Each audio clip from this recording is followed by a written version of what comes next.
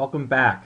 It's Friday evening. I had to do another video because this is fun. I mean, it's a real forecasting challenge. I think this is the hardest forecast of the year, just because the little slightest bump in where that Arctic front sets up is going to make a huge difference on where the heavy snow is.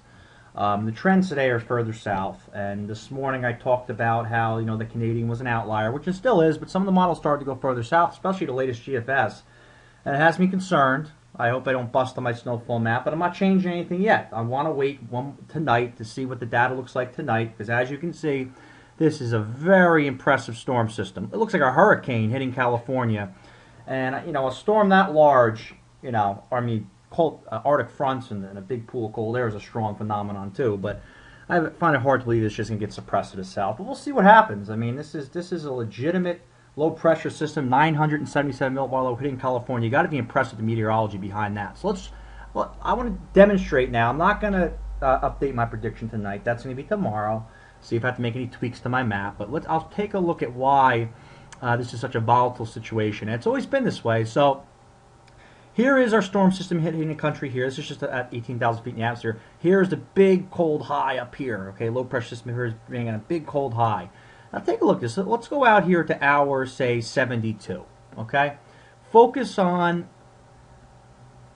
basically this height line right here. Okay? This is basically, the Arctic front coming in. Okay, we're at hour 72. This is basically the latest GFS. It's an 18Z run, odd lot run. This was the GFS from before. Now, I don't know if you can really see it on here, but basically from before, actually let me take off this. It doesn't do it justice. So there's this 12Z run. This is the 18Z run. Notice what's happening here. It's actually, the cold air, if you could see, it's actually pressing just a little bit more. I mean, the difference here of where this front sets up is literally like 50 miles. And that 50 miles, I don't know if it really, at that 50 miles, this is from earlier today, right? That 50 miles of how this cold front presses really makes a huge difference.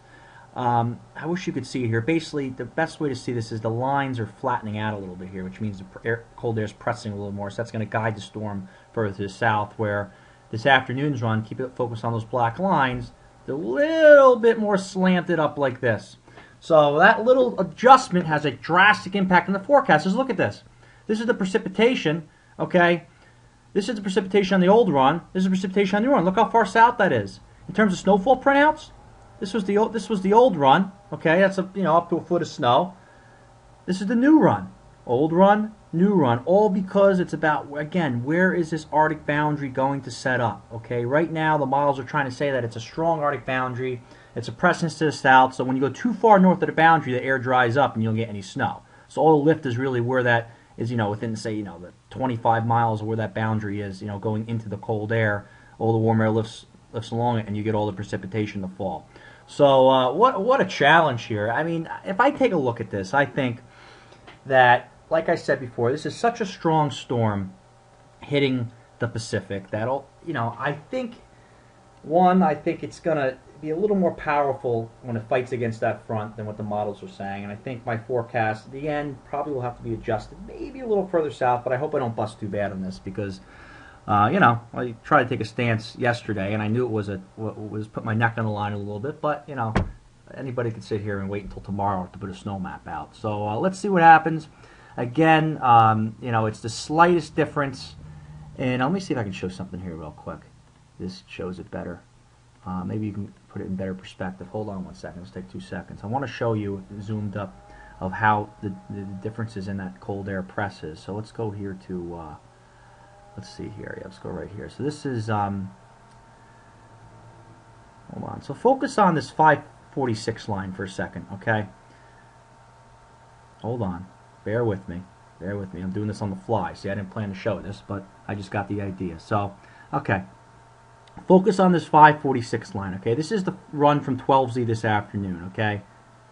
This is the new run. I mean, it's... look at that. It's like 30 miles. You could see just the lines, even this 552. So I'll draw it here, right? This 552 line. These are all lines of height to get up to 500 millibars. So let me show you something, okay? Shit. Hold on.